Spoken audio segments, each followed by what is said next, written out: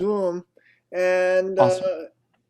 if I just hated the recording button, and it's recording now. And Yeah, so it says it's recording. I was just checking because it yeah, didn't say that a second ago, but we're good. To answer your question, you were asking me about myself and a little bit of background, right? yeah, go ahead. Yeah. Yeah, so I'm 21. I'm from a small town right outside of Albany, New York, called Glenmont, which is part of Bethlehem. And I went to Bethlehem Central High School, and I was fortunate enough to have a good deal of musical opportunities both in the high school and in the surrounding area. Um, and I played in the Empire State Youth Orchestra wind ensemble and their jazz ensemble for many years, and it was a lot of fun. And Yeah, then great. yeah, and I now study saxophone performance. I'm going to be starting my last semester in a couple weeks at Arizona State University with Dr. Christopher Crevison, like you said. Yeah, and so any more you want to add? How so about your family background and how did you start music? Sure. Yeah. So we the way our school works, we start music through the school, but even before then, I took piano lessons for I think maybe a year or two, not very long, and I got very tired of it. But that kind of started everything for me, I think. Yeah. And then through the school program, we pick an instrument in the fourth grade, and we Is started it in the fifth grade because the band director, because of the school band for piano. or saxophone? For saxophone, yeah, it was through school band, and we picked our instruments in fourth grade, and then we started them in fifth grade, and they make us choose out of three, and I chose Okay. saxophone, then trumpet, and then I think percussion, but I was able to get into saxophone, and yeah, and I didn't like it at first. I really did not like it, and I played saxophone for many years through the school program, and I didn't really start enjoying my playing until my freshman year of high school, or I'll probably the summer right before then. Mm. But throughout elementary school and middle school, I didn't like it. Really? Um, Yeah. yeah, that's interesting. Um, so who's your biggest mentors through your um, um, middle school, high school, and college, and who is your biggest mentor? Like, I guess the question is, who gave you the biggest impact and influence? Sure. So I think there are two people, and I think they come in at equal importance, but in different times in my life. So in middle school, I was going through this phase where I was having pretty severe symptoms of Tourette's syndrome, and I had that up until about high school, which is when it started to fade away. I was fortunate enough in that regard, but it made saxophone playing very difficult. So I would have full body twitches to the point where I'd get anxious in front of people, and then I'd start to pass out sometimes. So it became Oh very wow! difficult. And throughout middle school, I worked really hard. It was in eighth grade. I worked really hard at a band midterm audition, which is for seating and stuff like that. Mm. And it was the first time I picked up the horn and practiced, really hard at something. And I got into the audition, and I had a moment with my tics, and it turned out that the audition didn't work out too well, and I got placed last chair. So this is where my mentor comes in. Her name is Julie Taylor now, Julie Burmeister at the time. Oh, She was my middle school band teacher, and I think she saw something in me that a lot of my colleagues and their middle school colleagues, my friends in middle school didn't really, uh, they didn't see that. And I think other teachers didn't either. And she actually switched me to tenor sax. And the way she worded it was, your first chair, you're the only one. You're your own section. oh So wow! What is the honor, right? So I know, right? yeah, In my head, I'm going, okay, so clearly she's giving this to me because I got last chair. That's why I got last chair in the alto section, so she's moving me to tenor. But I tried to look at it as, I'll have an opportunity to be my own section. So I can't great, look on someone else's music. She even great. seated me next to the euphonium and then the trombones. So I Oh, had to really like tune into my own senses and have my parts together. And I think that was a really I bet big thing it's for me. yeah, I bet it's really hard to to compare to a trombone or tune to it, or isn't it? Right? Definitely. Yeah, it made it a lot more difficult in the sense that I needed to be more prepared by Yeah. myself. and Um, I think sometimes could be a lot of trumpeters or trombonists, and there can be intimidating, I guess. yeah, yeah, they can definitely be intimidating. I wouldn't say much in middle school because everyone was young and it was a lot less, important and but it was definitely a big change. And then that kind of brings me to, high school and getting into college. And Julie Taylor, the middle school band director, continued to be, that moment was so vital in what I call my career as a saxophonist, and it's not very long. And that kind of shifted me to have this drive throughout high school, Yeah. and then come into Arizona State. I knew that I had the technical ability to play the saxophone at a collegiate level, but I didn't have the confidence to perform at the highest level I could have.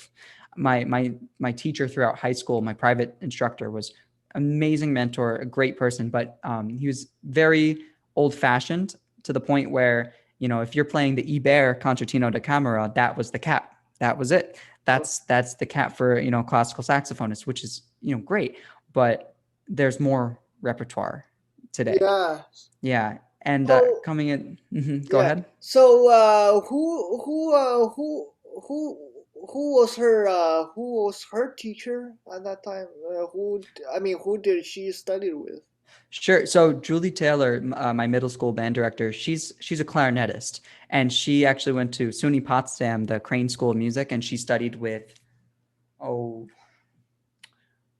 Dr. Sanders, I believe is his name, and he was the clarinet professor. And as a band director, they teach you to double with all the instruments and everything Yeah, like that. yeah. And she quickly showed me a man named George Smith, who is my high school private instructor, who led me to go to Arizona State. Okay. Um, so when did you start? I guess it was 2017 or For university. yeah.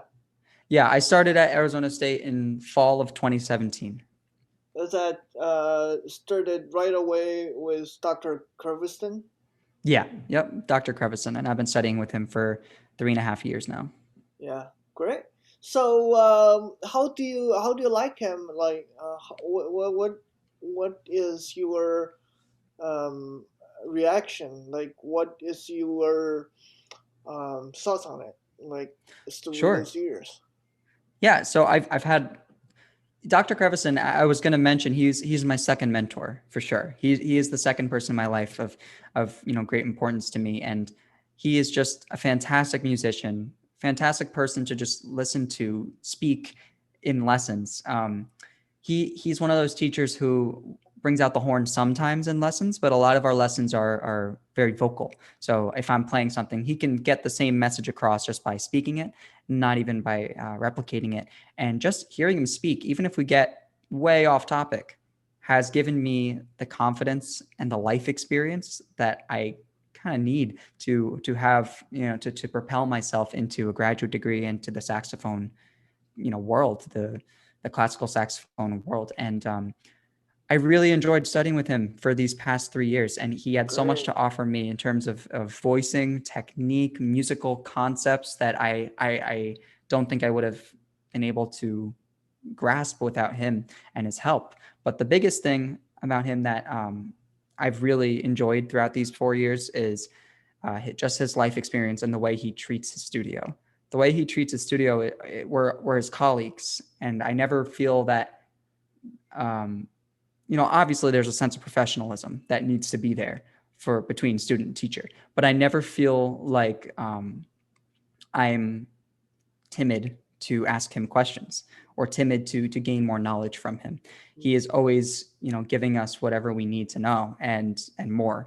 And that's something I've definitely enjoyed throughout this experience. great. So you're talking about all of those is like when he was in the studio teaching, and I was wondering if you can mention a little bit about the whole picture of the studio. Sure, Um, at Arizona State. yeah. Sure. So our studio has changed from my time there. It's gotten a little bit larger, and personnel have come in and out just through graduation and things like that. But it's a really great studio. It's such a good family, and we all get along. Obviously, this year it's been a little tricky with the new people. We have some new undergrads and new graduate students, and not tricky because of them, tricky because of 2020 and what that brings. We Yeah. we have yet to meet in the same room. But typically, I would say throughout my 3 years in normalcy, right? We we joke around, we play music together in sax choir, and we all are super supportive, even if we're competing against each other. I mean, there have been numerous times where my quartet and another quartet at ASU have traveled to go compete in the same competition, and Is that it's like a MTNA or yeah, MTT? MTNA, and one that's more notable was in 2018.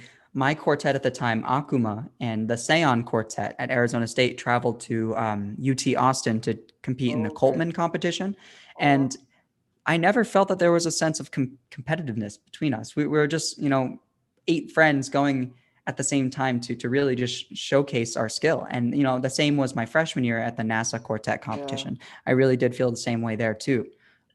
It's just a really great sense of community, and there's a good Great. vibe. Yeah, Sounds like it's a it's a very it's very powerful and it's very supportive environment. And then definitely.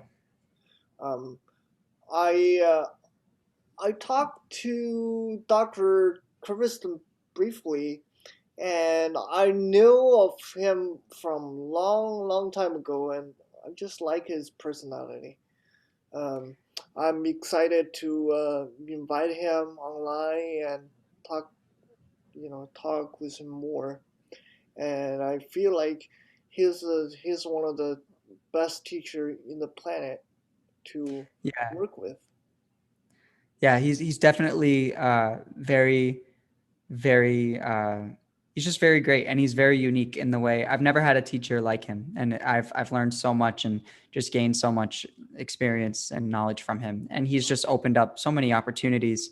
He the biggest thing I'll say, and then we can move on, but the biggest thing about Dr. Krevison is that he instills a sense of confidence in you even if you don't have it in yourself. You can go in and let's say you're playing the Bolcom concert suite, right? And let's say you bring it in for a lesson and you miss all the altissimo, and you know that you just didn't play it the best you could. Dr. Krevison will take that lesson. He'll tell you straight up, you missed it. You didn't play it right, but this is what you do, and you're gonna get it, and you're gonna be great. That's something I've heard a lot. It's gonna be great. And even though you always wait for the it is great, right? And not the it's gonna be great. But that confidence and that faith that he puts in his students is something that um, I haven't really felt a lot before, and it's Mm, definitely something I'm grateful for. mm. So that's kind of the leading to my next question. What is your career plan like after you finish with ASU? Are you gonna stay for graduate school, or are you gonna go somewhere else to get some different perspective? Sure. Sure. So I'm planning on doing a master's program. I've applied to 6 universities, and I haven't applied to Arizona State. We spoke in our lessons, and we both decided, it's always great to get new experiences, especially in a time right now. It's just great to try something new after 4 years of studying with someone, Mm. and I'm very much looking forward to this audition and application process that I'm currently in, and we'll see. April 15th, we'll know what's Well, going on. best of best of luck to you. Good Thank luck to you. you, and please, in the sense of friendship, please keep me updated. I Uh, will. and I really wanted to know as your career moving forward. Um, Yeah, thank you. I'll definitely keep you posted. yeah, and so would you tell me what are the 6 universities did you apply to? Sure, sure. I applied to the University of Michigan, University of Texas at Austin, Michigan State University, Northwestern University, University of Georgia, and Oklahoma University, or University of Oklahoma. Sorry. Oh wow, that's six big names. Yeah, definitely big schools. And I've worked with a lot of the professors that teach at those universities before, and I've just had fantastic experiences. So I know and I assume that you worked with Dr. McAllister, right? Not as much as some others, but him and I have had. I auditioned there for my undergraduate degree, and I had some work with him in my audition there. And just recently, last month, about a month ago exactly, I played in a virtual masterclass for him. I played Jellyfish by Kristen Custer, and it was just such a great experience. And he had a lot to offer. Okay. Um, so what is your um are you planning on doing the saxophone for your like as a profession for the rest of your life or So I originally at Arizona State, I was a music education degree, and I did have plans to since I started, I knew that I wanted to teach saxophone at the collegiate level, kind of like what Dr. Creviston does, what Dr. McAllister does, all those big names. I want to do that. That's what I want. So to perform at a high level and to teach at a high level, but I'd also like to teach collegiately. And the reason I mentioned my music education degree is that I very much enjoyed it at Arizona State, but I found that with the workload and the just specifically my experience, it made more sense to transition into a performance degree in order to get that collegiate level of practice time and things like that and performance opportunities. But I'm very thankful for my 2.5 years in the education degree, and I think it'll help me a lot as a professor one day. Fingers crossed. good luck. Thank you. I wish you the best of luck to everything. Thank you. Um, so the next thing I wanted to discuss with you is that what you know I know obviously 2020 is one of the hardest year in everybody's life that we will never ever passing by, we will never ever forgetting. Right. I'm just wondering what is your motivation to like what is your best interest besides playing saxophone, practicing, or you know Sure. besides music. So that's a really good question. And I think, my answer is going to be similar to, I'd say, the majority of people in our field right now. So obviously when things first hit back in March, it was very difficult to find that drive. I know I had a recital planned and I was very looking forward to it, and it got canceled. I had a couple competitions lined up and they got either moved online or were canceled. And that kind of really took a jab at my motivation. Mm, And, you know, the big theme this year is find what makes you happy, find what you do outside of music and really put some time into it. Because I'm remembering back right before the North American Saxophone Alliance conference back in March, and I was so busy, so beyond busy. And is my level of busyness, the same now? Maybe, but it feels different. It feels like, because we're home, right? We're yeah, home, and right. we can take breaks in between and stretch our fingers and stuff like that. But Yeah, breaks are important. they are. And back in March and pre-pandemic times, I feel that musicians really put stress on themselves to just go, go, go. And I know I'd be up from the early hours of the morning till the very late nights. And, Mm, um, that grind is important, but sometimes it can hinder you as a person. And that brings me to my next point. What makes you you? I feel like a lot of times we self-identify with this hunk of metal that we play, right? And to our defense, it's our degree, it's our livelihood, it's our career. So it makes sense. But what happens when you take that away? There's got to be more. And I know I've found myself focusing on my mental and physical health a lot more since the pandemic has started, and mm, eating better, being more mindful about what I'm putting into my body and what I'm doing to my body. Like I am going on more walks and trying to work out more, even at home, which is tricky because I really do enjoy going to the gym with some friends, but Mm. obviously it's not the smartest thing right now. So So doing things, yeah, go ahead. I bet you miss your family, right? So when you were far away from them. Definitely. Yeah. And so when it hit, I was in Arizona and I stayed there actually until July. And I was planning on going back in July, and I was going to fly from Arizona to New York. And I took all the safety precautions beforehand and everything. But I was working at a coffee shop before then, and it's the same coffee shop I've been working at for a couple of years. And it was in a city that was very slow with mask mandates and protocols and things like that. Yeah. And unfortunately, I got sick back in July. Oh no.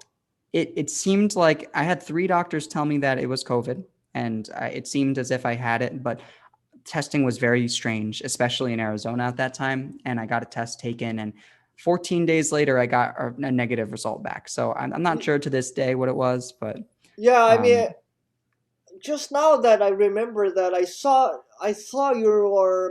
you post something on Facebook about you might get the COVID thing.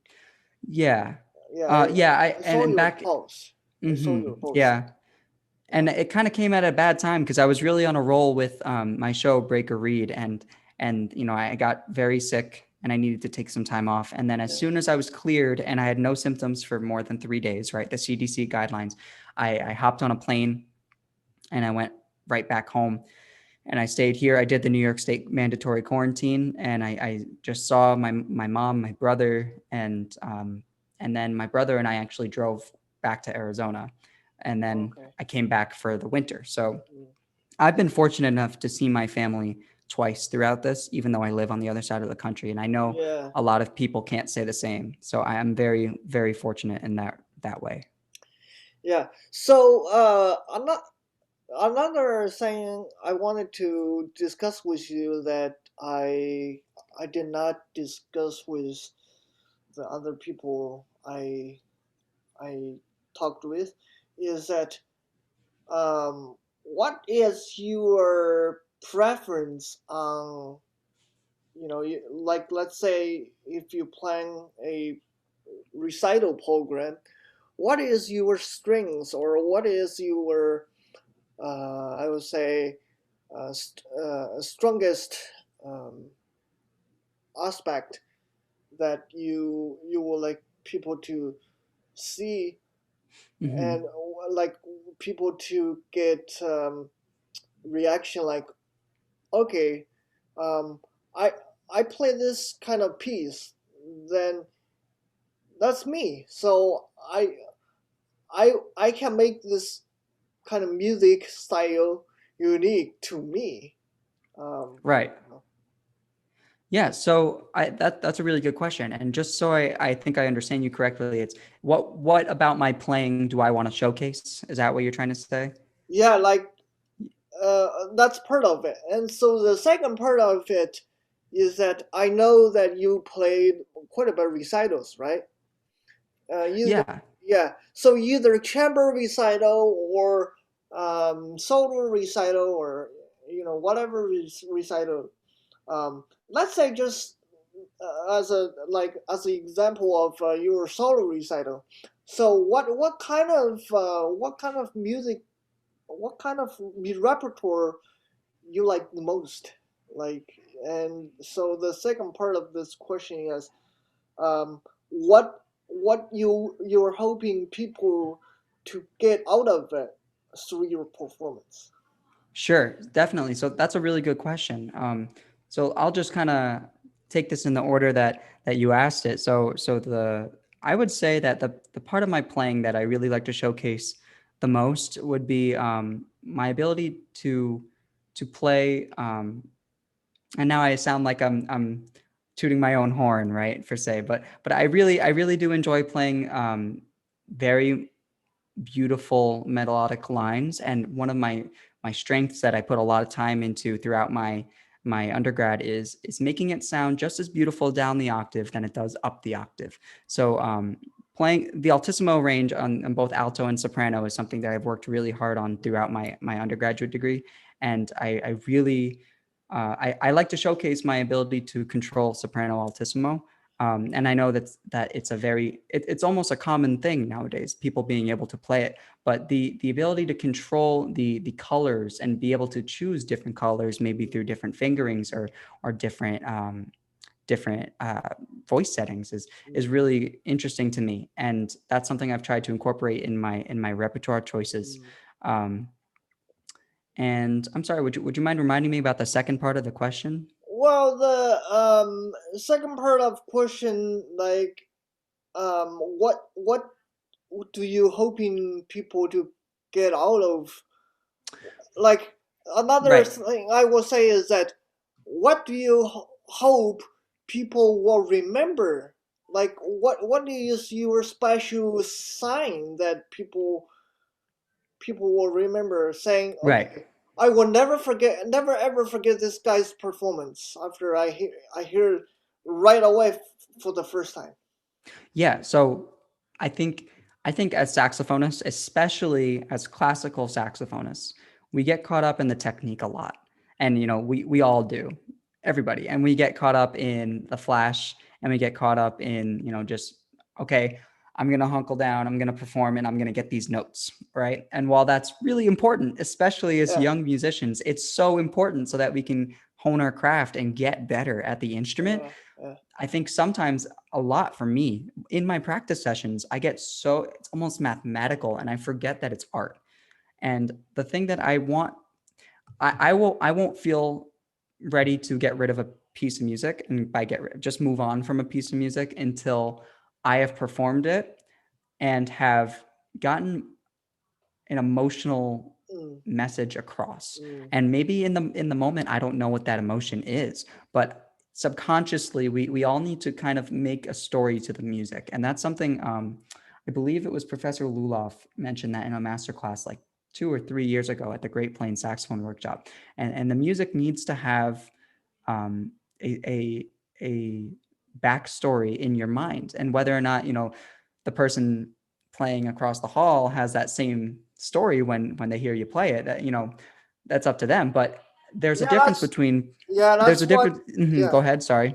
So yeah, go ahead. So that is exactly, you caught the point of exactly what I was asking. Yeah. Right. It just, when I play in my quartet, I remember vividly my quartet from last year, Helios Quartet, and we're now a trio. Last year we performed in memoriam at the NASA competition, and I'll never forget that performance because although it was a competition, and although I was nervous, very very nervous, I it was my first time playing soprano in a very competitive quartet, and that's very nerve wracking. And I still was able to get across a sense of emotion. And, I think that piece also does it a little bit on its own, but a sense of emotion, a sense of just grasping for something that, and then just releasing at the end, that sense of tension throughout the piece in a good way. That's such a beautiful uh, quartet piece, and that's something I'll never forget. Just I want people to understand that it's more than just here I am, I'm playing the notes, let's do this. And now here's the thing. I have a saxophone Instagram account, and I post some practice videos there every now and then. Whenever I feel like I feel good about something that I want to play, I'll post something. And 9 times out of 10, when I post a video on there, it's not something that I'm ready to perform. It's very much just a technical, like, here's me playing the notes and I can maybe get the dynamics, maybe. But, when I'm standing up and performing with the quartet or by myself or in a trio or with piano, it's really it's it's a different it's a different atmosphere. If I miss a note, that's okay. If I miss an altissimo lick, that's okay. But what I don't want to miss is that overall vibe, that message that I'm sending to the audience. Yeah, great. So one thing that, now, I've heard couple of your performances. One of the performances is one of the recitals you were performing the Denisov Sonata. Hmm. I have to tell you that you have superb technique on alto saxophone. Thank you. Um, and you're welcome. And in fact, what um, get my attention to you is your brilliant musicianship and your brilliant control throughout the whole entire horn. And I think that Thank you. um, um, you you are definitely one of the top um, performer in the new generation of saxophonists. I was so moved by watching the performance, Thank you so and much. yeah, you're welcome. And I say this to you from the bottom of my heart. And yeah, and another practice tape I saw is that I don't I don't know if you remember. I could be wrong, but there's one time I saw you practicing the John Adams concerto. Yeah, I worked on that briefly over the summer. Yeah, and the first time I heard, I'm like, what? What? Oh wow, this guy is something. Thank you. And so um, that is a time when my feeling tell me, I say, I don't care. I don't care if I meet you or not. I have to find a chance either to do a talk with you in person or to do an interview with you because your playing is draw me draw my attention right away. Thank you so much. That really means a lot. Thank Yeah, you. yeah. Um, it's kind of the next question I wanted to ask you is that how do you? I mean, you're obviously a superb musician, and I wanted to ask you is how do you planning on your practicing? Like, how do you like? Do you have any specific plan, or do you have any methods you wanted to recommend it to all your friends? Or for example, for me, that um, you wanted people to learn from you. Sure. So that's I. It's interesting because my practice method has kind of changed. It's kind of fluid, and I feel like I've always missed, and maybe a lot of people feel this way, but I feel like I've always missed that standard plan, that standard routine, and that regiment that I follow. And I started as a music education major at ASU, and it's very time consuming. And you usually, if you like to perform, you usually end up taking upwards of like 22 to 23 credits. Ooh, So yeah, it's very time consuming. All great stuff though, but it I does take know. away it Yeah. takes away some practice time. So I had to find a way to be efficient with my practicing, and I think sometimes I had to leave out some things. But now, life is so different now. I'm a saxophone performance major, and right as I changed majors, the the whole world came to a halt, right? So not only did I have more time because my major switched, more time to practice, I should say, but now I just have more time in general. I mean, the classes, I still have classes, but the fact that I don't have to go to school and I don't need to stay there and I can be at home, go cook a meal, and then go back to practicing is just so different. So And time is more flexible for you. I think right now, yes. But something that I always like to do in my practicing is I always do my technique on alto, no matter what. Like my technique warm ups and my exercises. I do them on soprano as well, but I always, for some reason, for me, home is my alto, right? That's my home instrument, and I really like to do all my scales, my articulation exercises, and my thirds and whatnot on alto, and I try to get that in every day, and that's a very common thing. So it's nothing really special. But then the thing that I think I visualize my practice sessions as um, kind of like a pyramid, right? mm, mm. And maybe sometimes I need to turn it into a circle, but right now I think of it as a pyramid. And at the very top, you have a Yeah, line, and it's a very small triangle, and that's my warm up, right? yeah. That's how much time I spend in my scales, my articulation, and my studies and things like that. And then you move down to like the second part of the pyramid. And that's when I go into etudes, or things that I need to learn for auditions or for lessons, things like that.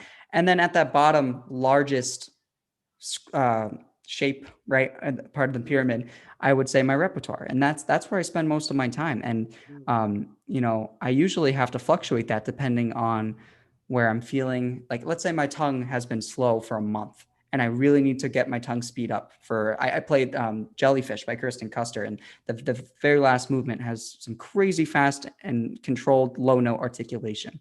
And I needed to bump that up. So I scrapped some other things, right? I had to put my thirds and my fourth on the back burner just for a little bit, and kind of flip flop that pyramid and really focus on my articulation.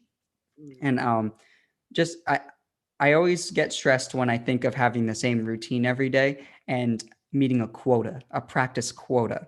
Because if you put a quota on yourself, it just makes it very stressful. Um, so I like to think, Like a goal, like a yeah, practice goal. practice goals are great. The reason I say quota is because it's something you need to meet. When you set a goal, it's something you're working for, right? It's always great to make your goals. That's the whole point of setting a goal. But a quota, it's almost like it's a negative impact if you don't reach it. And things happen, especially right now. Things happen every single day that it makes your mind wander, it takes your focus away, or you have a piece that you need to record, right? Everyone's recording now. If you have a piece you need to record, maybe you spend all your practice time working on that piece. So it really just depends on the situation. Um, yeah, great.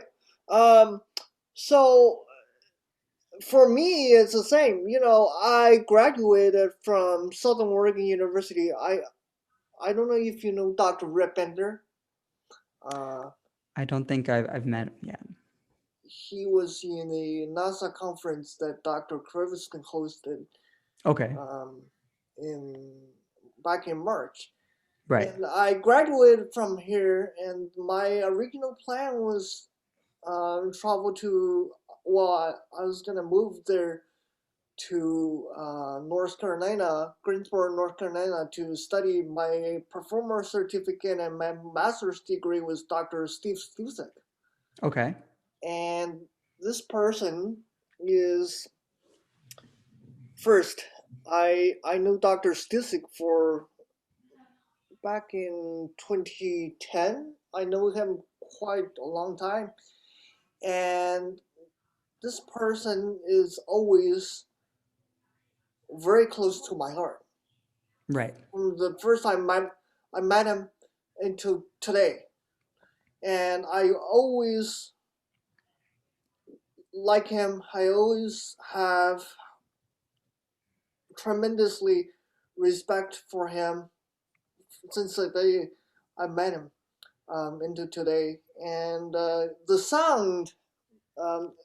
the sound is always in my mind. The sound concept.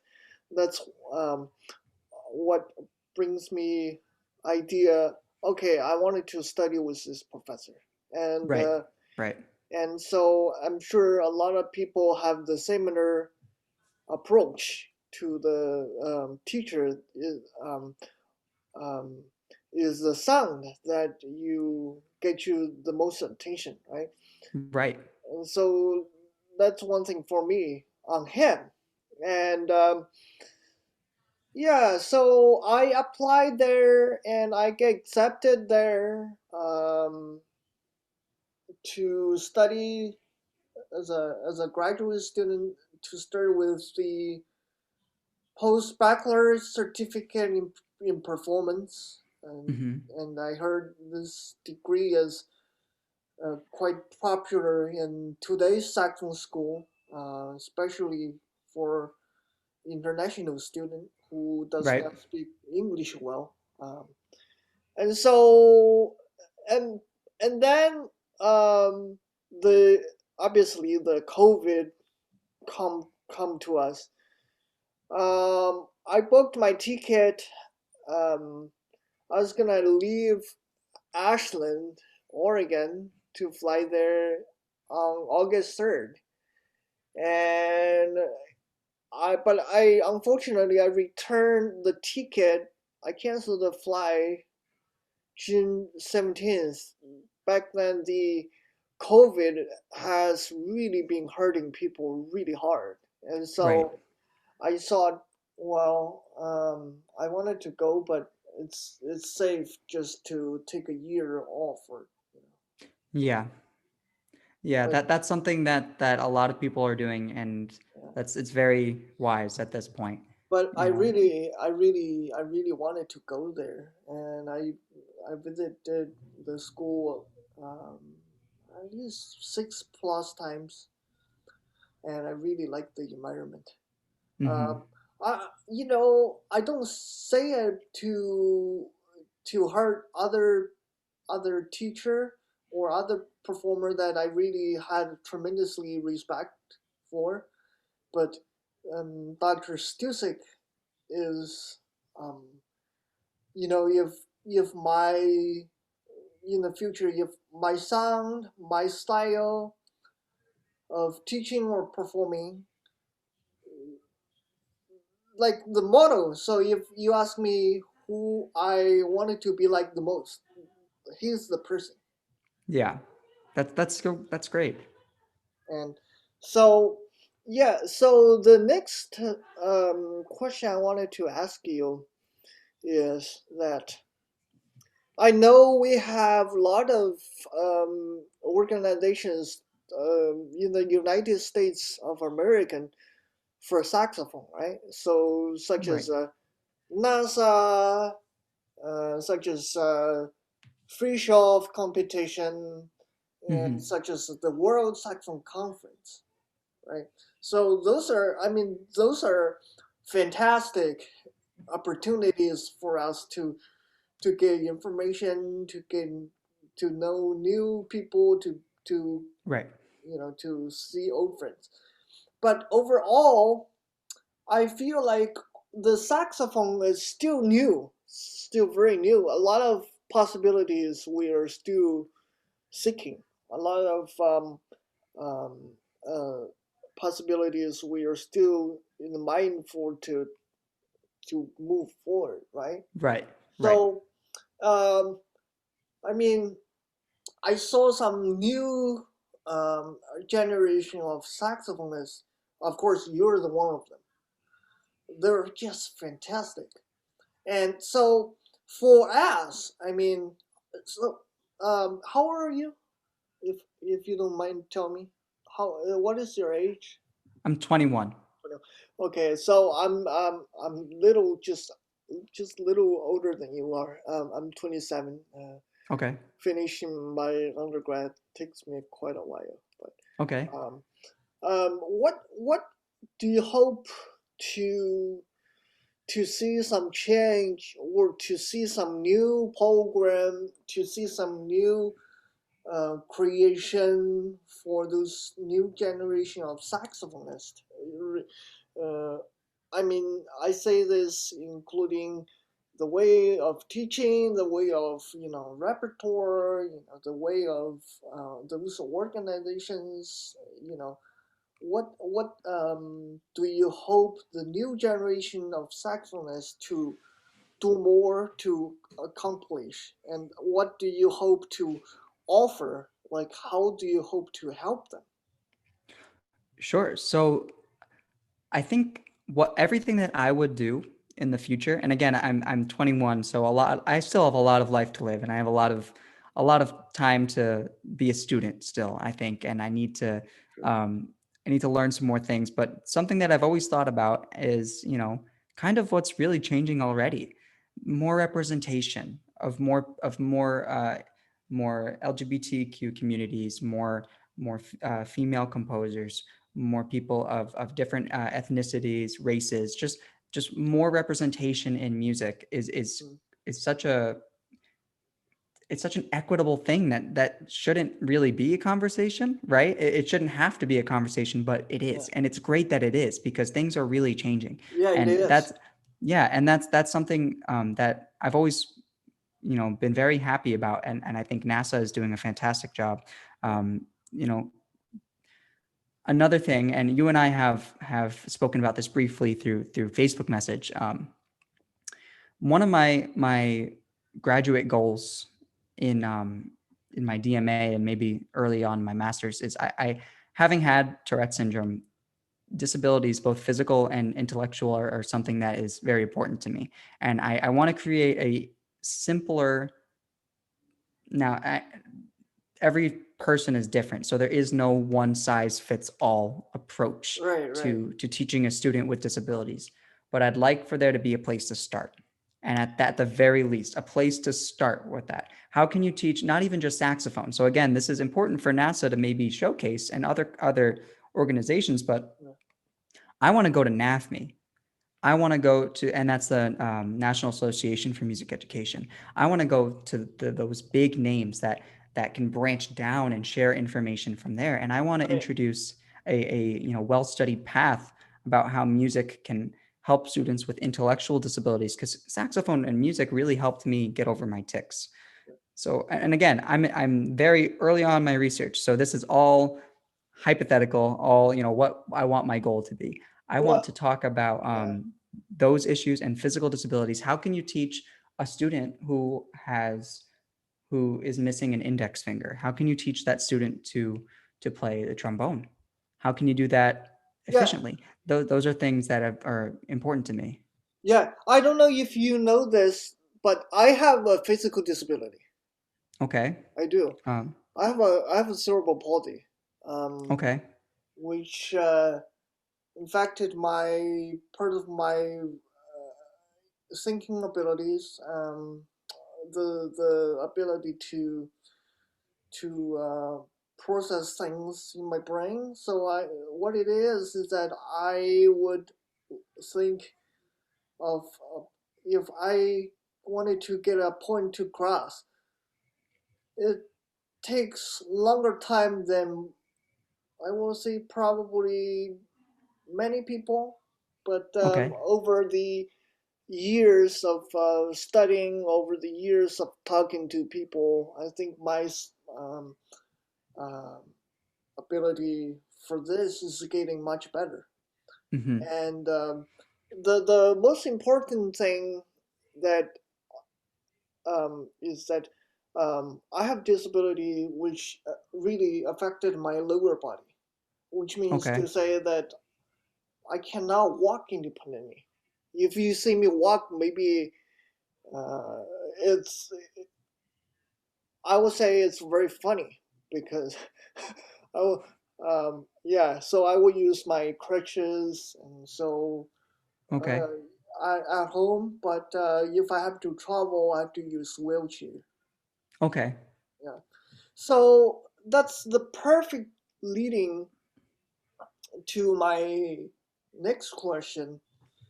Uh, so I wanted to build a organization either through North American Saxon Alliance or through some you know music educational association or something, Right. um, um, to build a program that's similar that you are talking Right. about. You know, and so I might have to talk to the president of NASA, either Jace Page or Dr. Treviston, about it.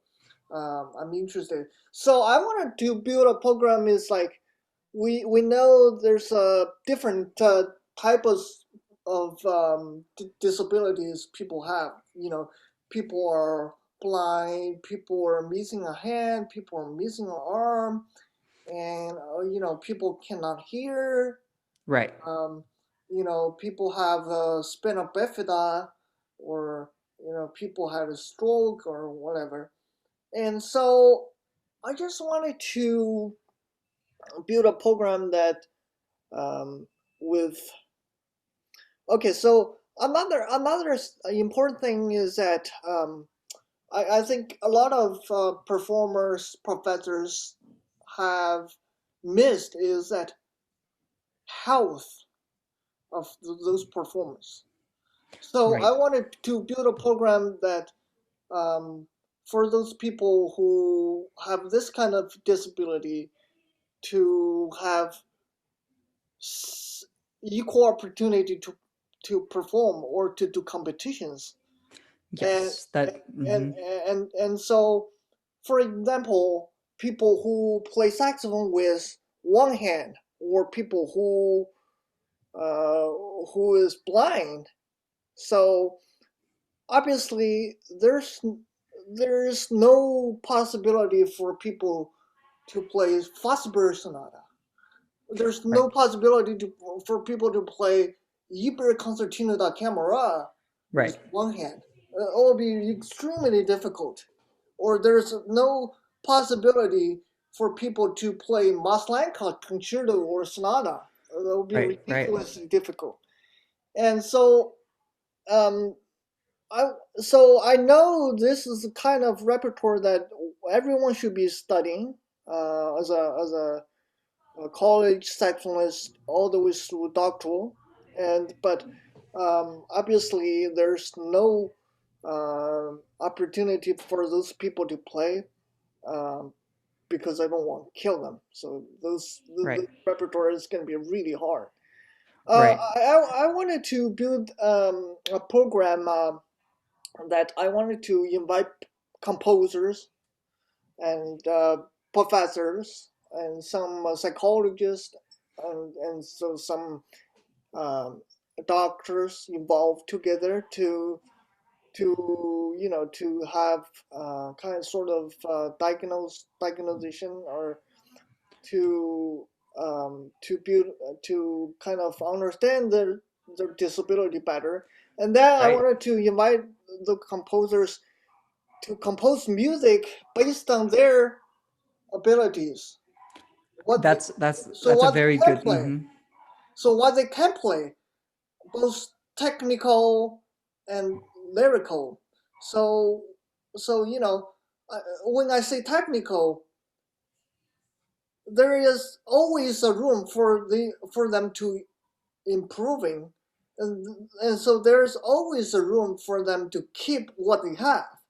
So Right. there's a room for them to improving. At the same time, simultaneously, I don't want them to feel, you know, I don't want them to feel like they will get hurt. So, Right. for Right. example, And. yeah. Mhm. So, for example, I don't want them to feel like, oh, I have to play the Iberi concertino even though I only have one functional hand. So obviously they don't.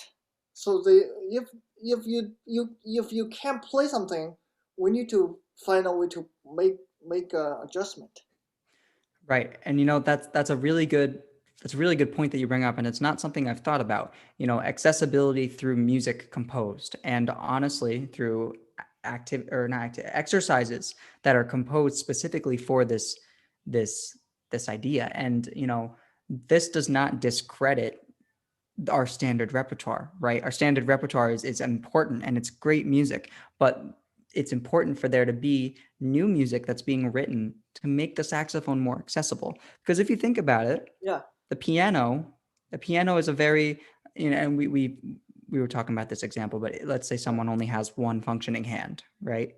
yeah, The piano is an instrument that is fairly accessible for someone with one functioning hand who can play, you know, there's music that requires two hands. yeah. Plenty of it. For example, let's say both of us do not have two functional hands. I mean, I can jump onto the piano, play middle C with any of my five fingers, right? Right. But the saxophone, for that matter, if you talk about saxophone or clarinet or oboe or bassoon or any of the woodwind instrument or brass instrument, one finger is each finger is assigned to each key.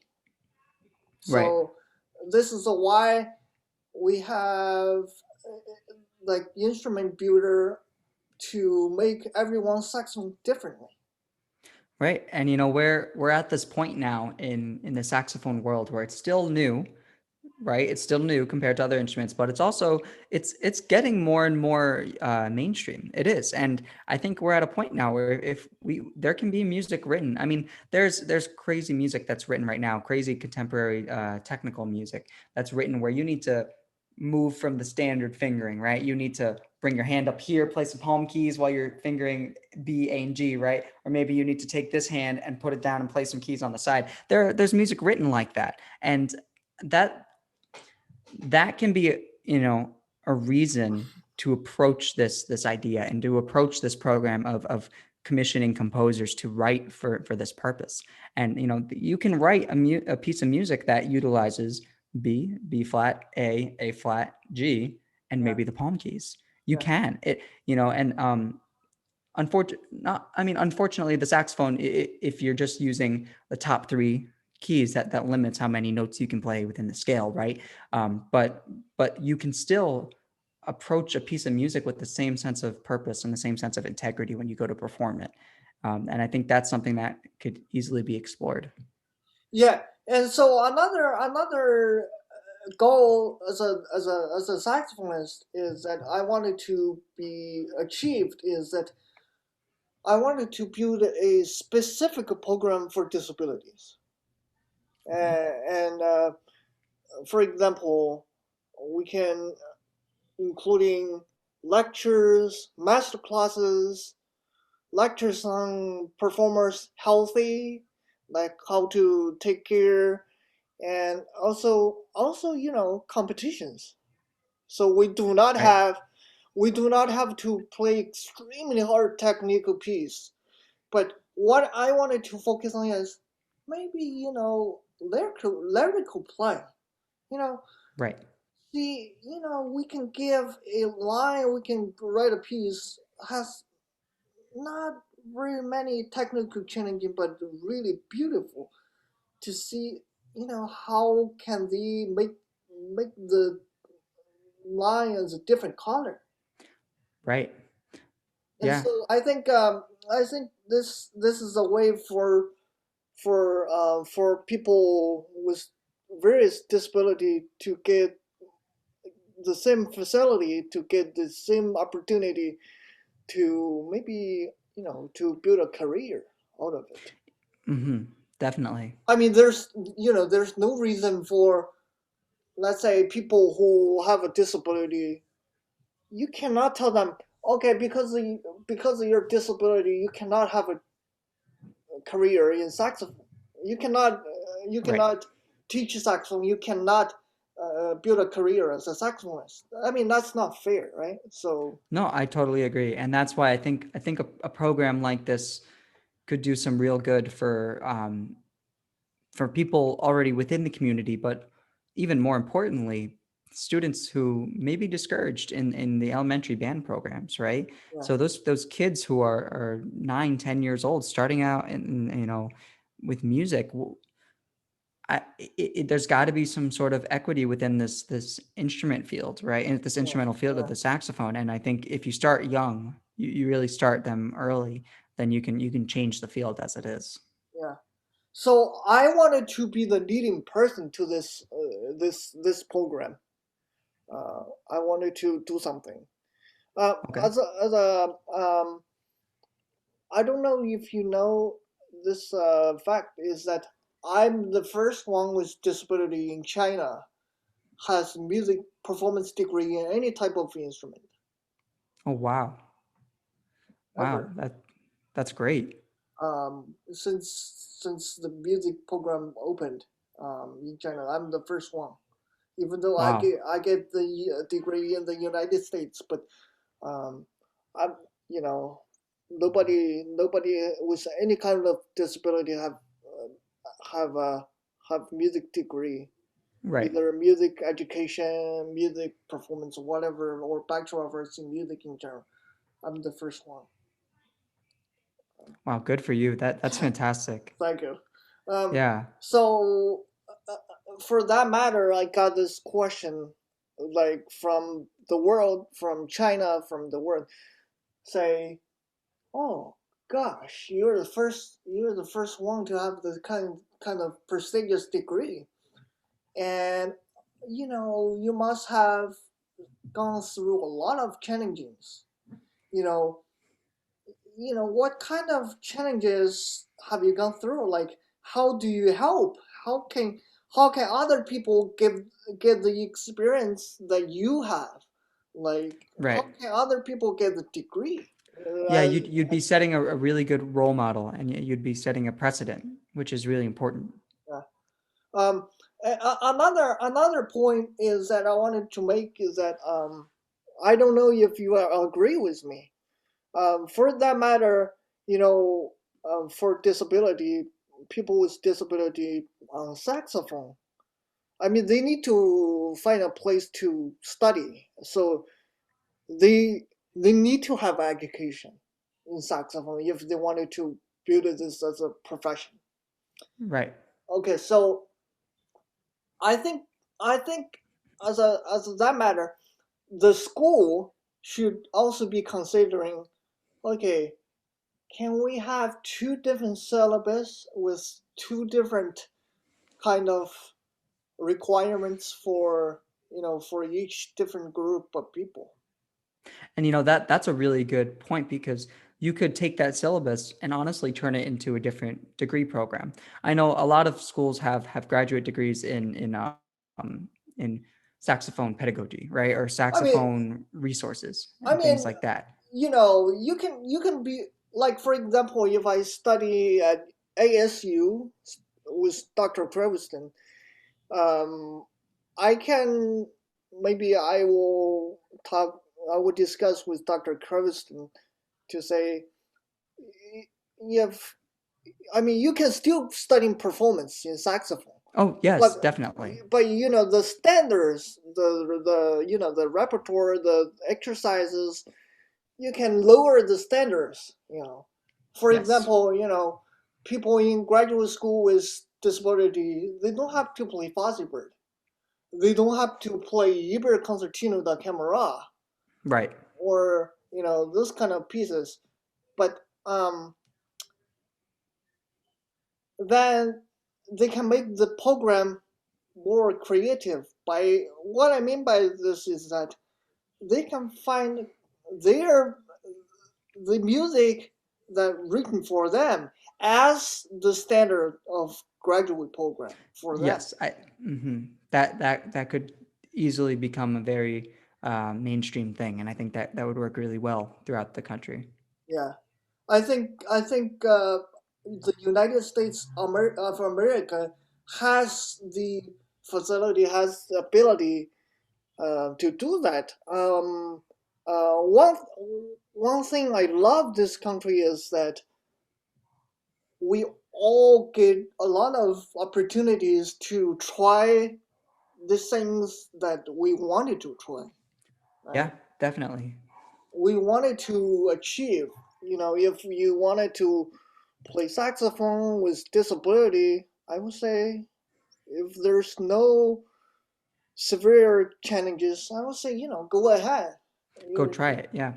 if Hmm. you wanted to study at a college level, go ahead.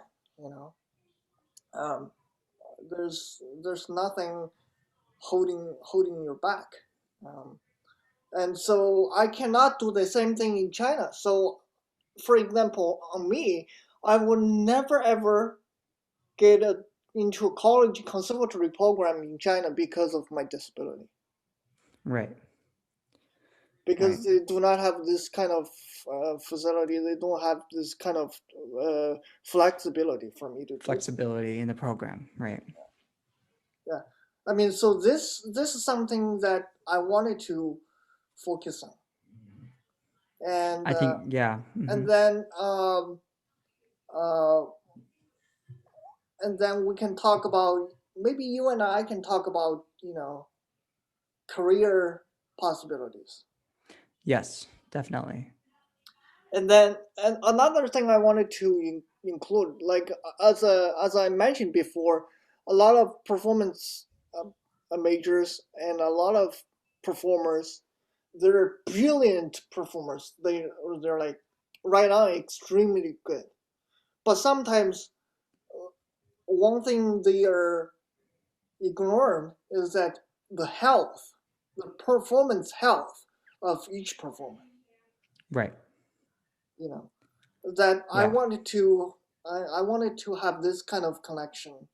I wanted to build a program for disabilities saxophonist or any woodwinds performer, and I want those doctors to check in with them to see, okay, do you have any health difficulties? Do you Right. have any health concerns? To check in with them constantly. And so if they need help, I want the a person to be there or the people to be there to help them. Right. I think that that's really important. Yeah. So Yeah. that's the thing I wanted to, maybe mention to NASA about.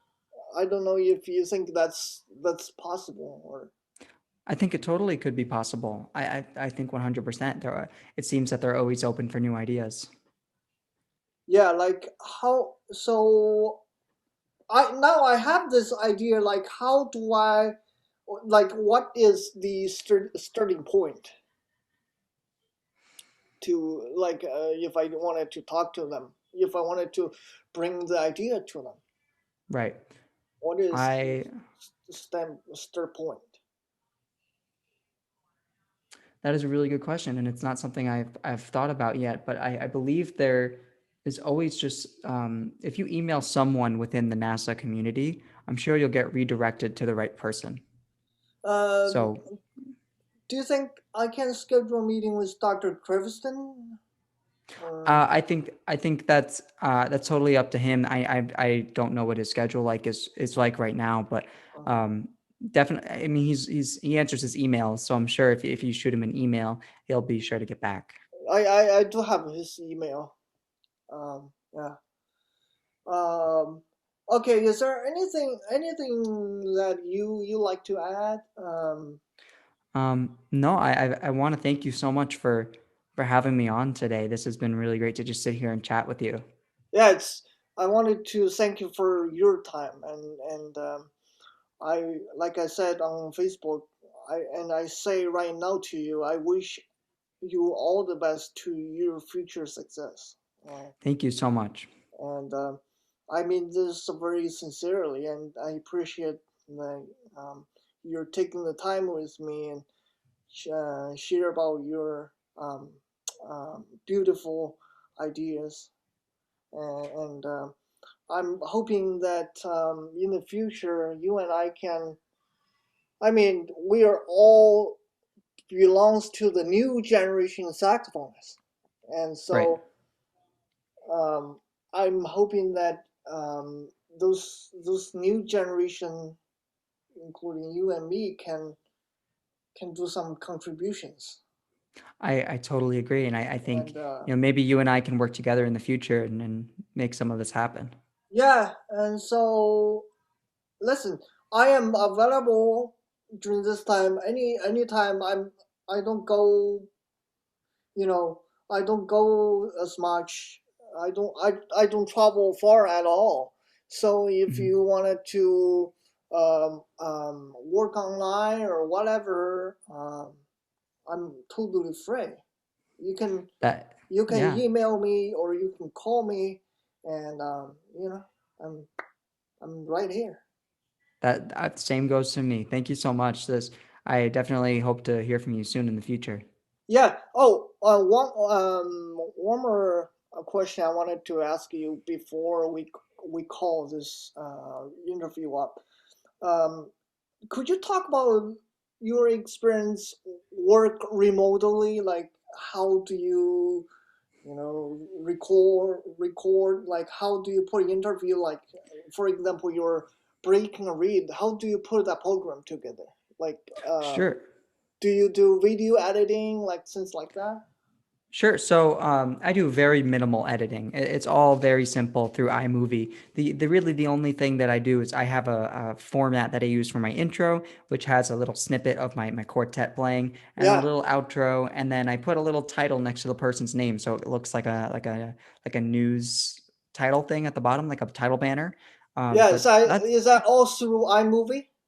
Yep, all through iMovie. I just got Final Cut Pro on my new computer, so I'm looking to get into that, but just iMovie for right now. Oh wow! So I might have to have a lesson on iMovie with you.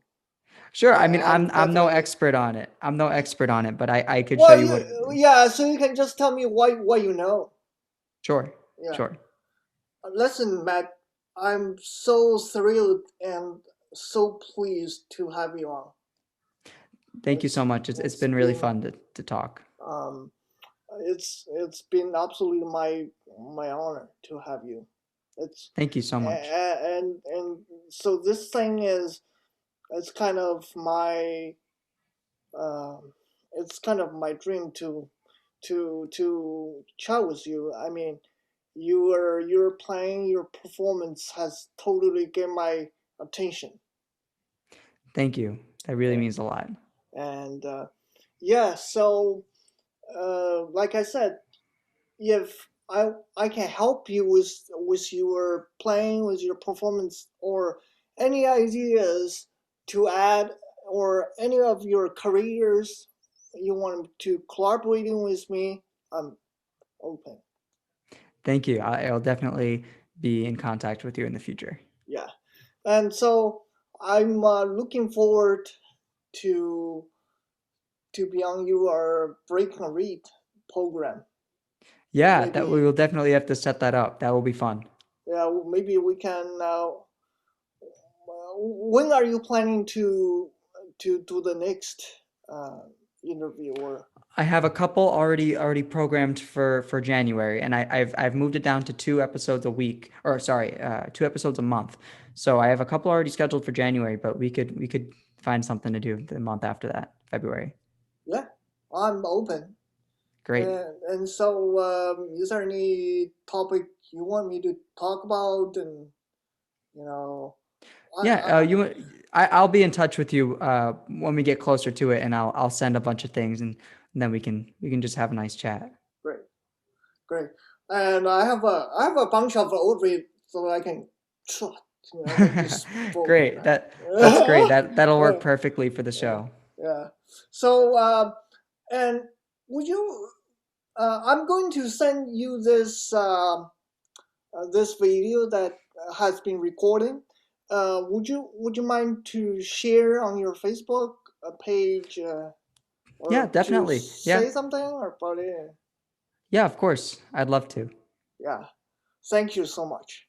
Yeah. And listen, I wish you all the best to your continued beautiful career. Thank you so much. Uh, and and I have confidence in you.